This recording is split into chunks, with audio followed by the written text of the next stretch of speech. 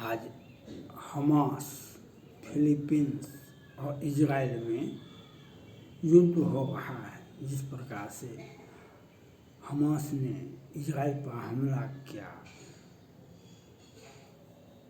वह निंदा का विषय है। लेकिन इसमें एक बात आ गया, इससे अब चीन भी समझ रहा है, पाकिस्तान भी समझ रहा है, रूस भी समझ रहा है। जिस प्रकार से इजराइल के पक्ष में क्वाड देशों ने सभी आ गए, America, Bharat, Japan, France, Australia, ये जो पूरा विश्व में आतंकवाद का जो दो तरह का आतंकवाद विश्व में है, एक चीन का विस्तारवादी नीति है, किम जोंग रूस उनके साथ है। एक दूसरा है इस्लामिक आतंकवाद, हमास, लश्कर-ए-तैयबा, अब ISI, जो पूरे विश्व में आतंकवाद को विभिन्न, फ्रांस में देखिए, इसके पहले 2 महीना पहले क्या हुआ था, फ्रांस में हुआ था, आज इजराइल में हुआ। तो ये आतंकवाद जिस प्रकार से पूरे विश्व को तंग और तबाह करने में लगा हुआ है। चीन कहता है भारत का हिमाचल प्रदेश हमारा है, अरुणाचल प्रदेश हमारा है, उत्तराखंड हमारा है। वह जापान को भी कहता है दक्षिण चीन सागर भी उसी का है। पूरा विश्व को तहस नहस करने के लिए ये ताकत लोग, ये साम्यवादी, कहीं वह प्रजातंत्र नहीं है। रूस के राष्ट्रपति पुतिन साहब ने एकाएक पहुंच गए फिलिस्तीन, कहा हम यहाँ दौरा करेंगे, हम फिलिस्तीन को, हमास को साथ देंगे। लेकिन पुतिन साहब को यह तो समझना चाहिए, जब सीरिया युद्ध हो रहा था तो आपके विमान पर तुर्की ने मिसाइल अटैक किया, 300 नागरिक आपके मारे गए थे, 300 नागरिक आपके मारे गए थे। और चीन ने कोरोना का विस्तार कर मानव जाति पर एक आफत ला दिया, 5 करोड़ से अधिक मारे गए। लेकिन आपने एक बार भी चीन का आलोचना नहीं किया, एक बार भी आपने चीन का आलोचना नहीं किया। आपकी जनता को किस प्रकार से यूक्रेन युद्ध में मारा गया, आपके कितने सैनिक मारे गए, लेकिन आपको क्या मिला? क्योंकि आप प्रजातांत्रिक व्यवस्था में नहीं हैं, इसलिए तानाशाही व्यवस्था से आशा भी चीन हो या रूस हो या किम जोंग हो, ये इसी प्रकार का काम करते रहेंगे। एक तरफ से जिहादी गैंग है, पूरा मानव जाति को, बहुत सारे देश, चाहे पाकिस्तान हो कि सऊदी अरब हो कि ईरान हो कि फिलीपींस हो कि तुर्की हो, किसी न किसी प्रकार से कहीं क्रिश्चियन को, कहीं हिंदुओं को ये टारगेट पर लेते हैं, हर तरह से लोगों को मारने का प्रयास करते हैं। जिहाद ही इनका मकसद होता है। फ्रांस में हुआ, 2 महीने के बाद इजराइल में हुआ। अब क्या होगा? अब वह होगा जो व्यवस्था चलाने वाले होते हैं। अमेरिका को यह पहले से, भारत को यह पहले से ही था, फ्रांस और ऑस्ट्रेलिया को यह पहले से ही था कि इस प्रकार की घटनाएं चीन किसी न किसी प्रकार से दुनिया को उलझाया। फिलीपींस का हमास और इजराइल पर हमला हुआ। अब उसके साथ लेबनान है, ईरान है और कुछ देश हैं। तो यह, लेकिन इसमें ये जो छोटी छोटी ताकतें हैं जो संगठन बना करके दुनिया को दहलाने के लिए सोचे हैं, उनके मुंह की खानी पड़ेगी। चाहे रूस उसमें युद्ध में फिलीपींस और इजराइल के बीच में रूस आ जाए, या पाकिस्तान चला जाए, या तुर्की चला जाए, या ईरान चला जाए, क्योंकि अमेरिका भी आ गया। सबसे बड़ा चुनौती तो अमेरिका पर है। आज से 10 वर्ष पहले अमेरिका के वर्ल्ड ट्रेड सेंटर पर हमला हुआ था। तो इनका काम ही है दुनिया में इस्लाम का आवाज़ बुलंद करना। वह जिहाद के रूप में होता है, कोई नीति और सिद्धांत इसके तहत नहीं होता है। और उसमें मौका परस्ती लोग अपना अपना काम चलाते हैं।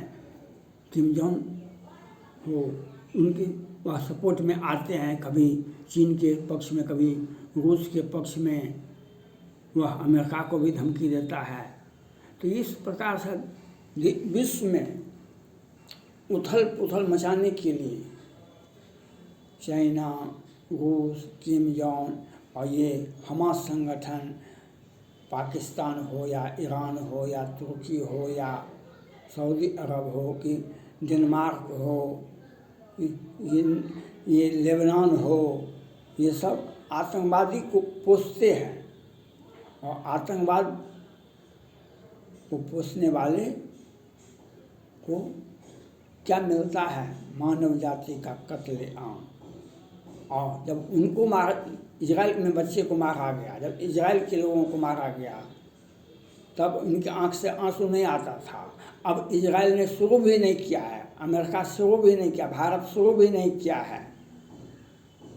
लोग इनके हजाली आंसू बहाना शुरू हो गया, हजाली आंसू बहाना शुरू हो गया। अभी एक भी नागरिक को, एक भी आतंकवादी को अमेरिका ने नहीं मारा, भारत ने नहीं मारा। इजराइल अभी वह प्रतिरोध कर रहा है, उसके ऊपर चार तरफ से जो हमला हो रहा है उसका प्रतिरोध कर रहा है।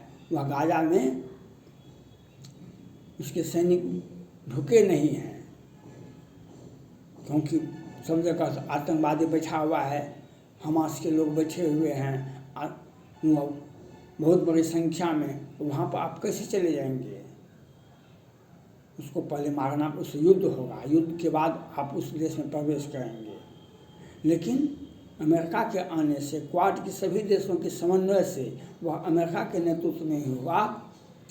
और G20 में भी फ्रांस भी आया, अमेरिका भी आए और बहुत सारे देश भी आए। इसके पहले मोदी और बाइडेन का जो दोस्ती हुआ, क्वाड का जो मीटिंग हुआ, इसके पहले वह विश्व में शांति स्थापित करने में बहुत बड़ा कारगर कदम हुआ, बहुत बड़ी नीति बन गई। अगर अभी मौका का लाभ उठाएगा चाइना, अभी मौका का लाभ उठाएगा, ताइवान पर हमला अवश्य करेगा। लेकिन चाइना भी अब समझ गया, अगर वह हमला करेगा ताइवान पर तो जापान बैठा हुआ है, भारत बैठा हुआ है, अमेरिका बैठा हुआ है, उनको ऊपर भी 10,000 मिसाइलें, 5,000 मिसाइल से हमास ने हमला किया। तो अब फिलीपींस, हमास और उनके सारे सहयोगी देश 10,000 मिसाइल का अब प्रतिरोध करें। अमेरिका का बमवर्षक विमान पहुंच गया है, अब उसका उपाय कीजिए। आप भारत को छोड़िए, और इजराइल भारत का सब दिन से अस्थाई दोस्त रहा है। वह छोटा देश है, लेकिन वह टेक्नोलॉजी, उसका सुरक्षा, उसके हथियार पर भरोसा करते हैं। और सब दिन से प्रत्येक भारत के हर दुख में, भारत पर जब जब हमला हुआ तो उसने उसका अपना हथियार भेजा। वह हम भारत ऐसा काम सब दिन से करते हैं, जो हमारे साथ, हमारे दुख के साथ जो खड़ा है, दुख में जो खड़ा है, हम उसको भूलते नहीं हैं। आज रूस भारत का दोस्ती क्यों है? 1971 में दोस्ती हुआ था,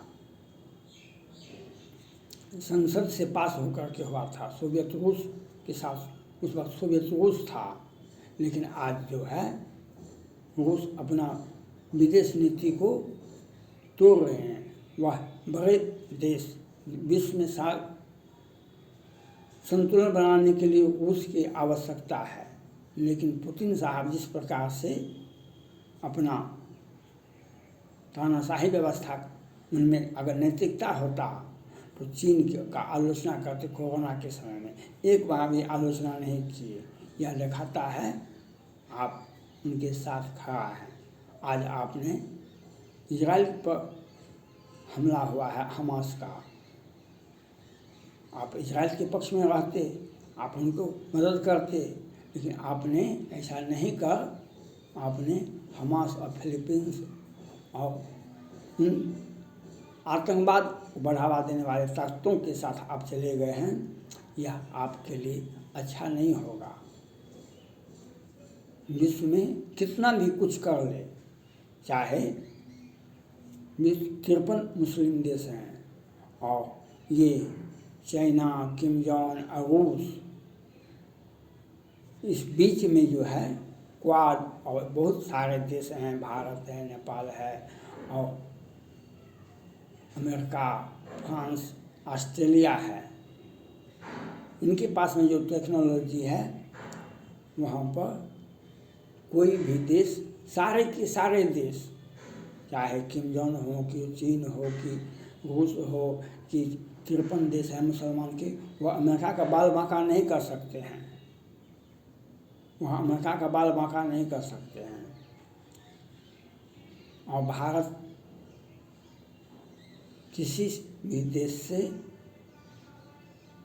मजबूत देश है और इजराइल हमारा साथी है और इजराइल के साथ भारत को, लेकिन अमेरिका को अब तत्काल उस पर कार्रवाई करनी चाहिए, क्योंकि अगर विलम्ब होता है तो और व्यापक रूप हो रहा है। कल भी